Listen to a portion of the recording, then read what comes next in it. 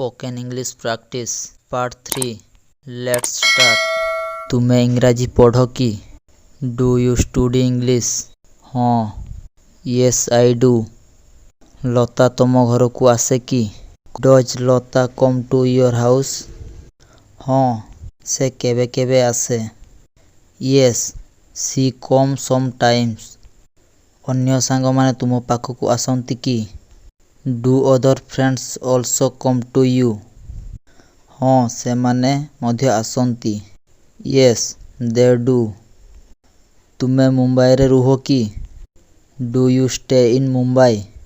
नहीं, मु कोलकाता रे रुहे।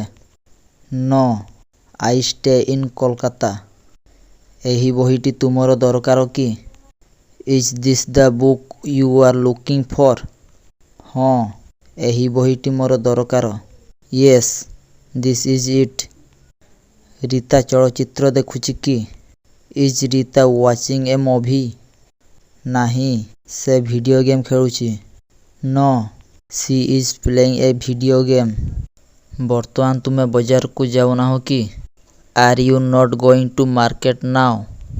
नहीं, नो आई एम नॉट। तुमर बापा सरकारी चाकरी करती कि? Is your father is government service? ना, मोर बापा व्यवसायी अटंती। No he is a businessman. तुमर भाई कौनसी परीक्षा पाई प्रस्तुत होउचंती कि? Is your brother preparing for some examination? हाँ, से सिविल सर्विस परीक्षा पाई प्रस्तुत होउचंती। Yes he is preparing for civil service examination. तुम्हें राधा निकट को कौन सी चिट्ठी लिखिछ कि? Have you written any letter to Radha? हाँ, yes I have.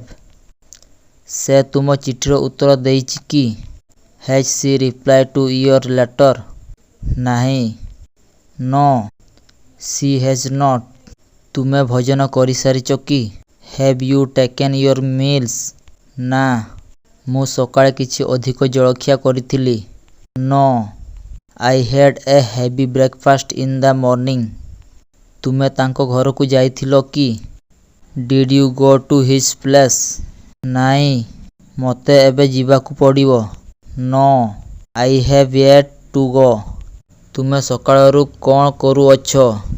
What have you been doing since morning? एही बही पढ़ु अछि।